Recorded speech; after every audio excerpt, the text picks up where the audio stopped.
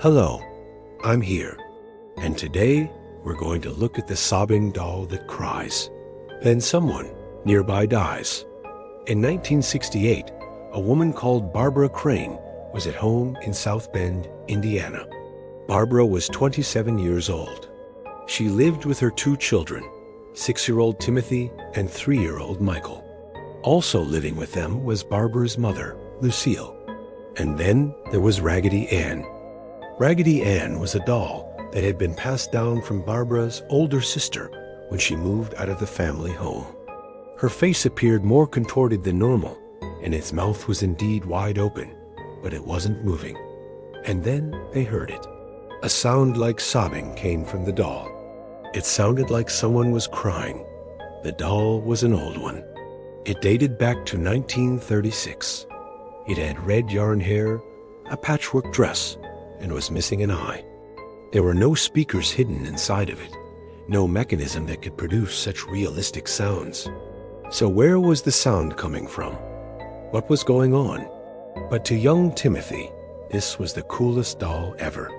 The next morning, she went to the bin, pulled the doll out, and brought it back into the house. Barbara began having terrifying dreams in which she saw a little girl who looked around 7 years old. The girl would reach out to Barbara and try to tell her something, but then she would vanish. Barbara woke from these dreams, shaken, confused, and frightened. She still doesn't know what it all meant. She never saw the girl again. Later that night, Helen heard the same crying coming from the closet. She tried to ignore it, but it kept getting louder. Eventually, she went upstairs to investigate. Dolls that cry, dolls that make regular appearances in people's nightmares, and then sometimes they're linked to tragedies that befall the owners. The doll was on the floor, and it looked like it had been dragged across the room. But I will say that there are unexplained things that happen in our world.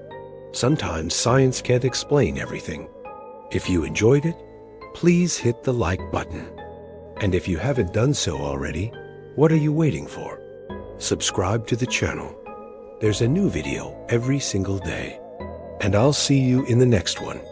I think that if we keep an open mind, we might be able to learn much more about the universe we live in. Helen picked the doll up and placed it back on the shelf. She heard the crying again, but this time it sounded like the doll was saying her name.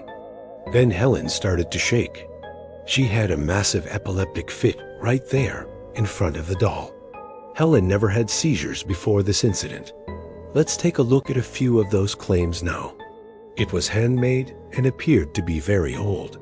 The woman selling the doll said that she didn't want to sell it, but she needed the money. Mark bought the doll and took it home.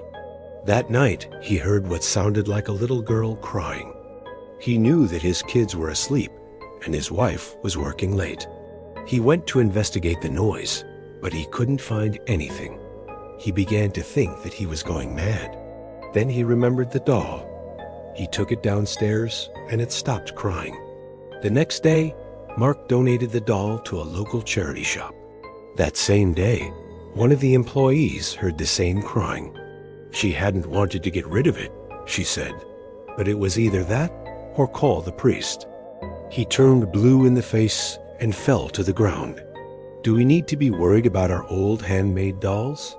Or is this just a case of coincidence? By the time Barbara got him to a hospital, he was dead. His death was ruled as asphyxiation. But Barbara believes that Raggedy Ann was somehow responsible. No one else in the family believed her, and she couldn't convince them that the doll was haunted. So she kept the doll and continued to listen to it cry in the night. Coincidence? Maybe. Paranormal activity?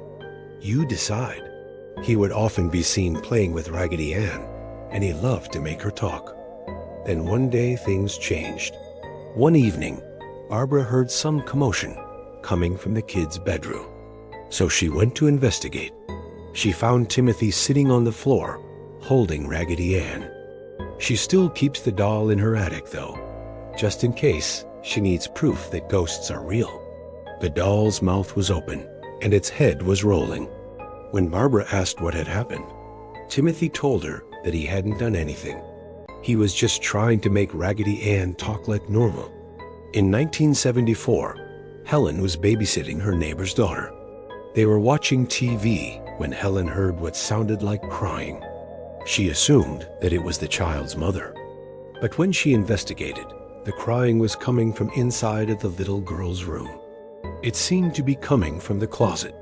So Helen opened the door and found a wooden doll sitting on the shelf. It wasn't doing anything. Helen shut the door and went back to watching TV. The crying started again. Helen tried to ignore it, but it was getting louder. Helen said that she felt compelled to go back to the closet. Once again, the doll was still sitting there on the shelf, but the closet door was open. Now, Helen closed the door and went back downstairs. The crying stopped. It was at this point that Barbara noticed that something was different about the doll. This wasn't any ordinary doll. This doll cried, and it did so in a way that suggested it was experiencing a full range of human emotions. At first, the sobbing was intermittent. It happened maybe once or twice a week. She would lie awake listening to the sounds. Then she'd start to worry that she was hearing things. So she got up to investigate, only to find that everything was fine. The crying didn't come from the doll itself, but it sure sounded like it was coming from inside of it. But then it began happening every night. The noise started around 3:30 a.m. every morning. They would hear these cries for about 15 minutes, then silence again. At first, Barbara thought that she was losing her mind. Barbara took the doll apart. It revealed nothing. One night, Barbara got so fed up with the doll that she threw it in the trash outside their house. And then the nightmares started. Then one day, Timothy was playing with Raggedy Ann when he began to choke. She soon after moved away and has never looked back. So we have a woman who is having nightly disturbances caused by a doll, and then her son dies in a way that can be linked to the doll. What I do know is that a lot of people have come forward over the years claiming to have similar experiences. The first story comes from a woman called Helen Acton. A few months later, Helen was visiting her friend, and she asked if she could take the doll home. Helen's friend agreed. Another story comes from a man called Mark. Mark was at a car boot sale when he found an old doll. There are hundreds of stories like this, many of them coming from all over the world. Let me know what you think about all of this. As for me, I don't believe in ghosts, spirits, or any of that stuff. And that's going to bring us to the end of today's video.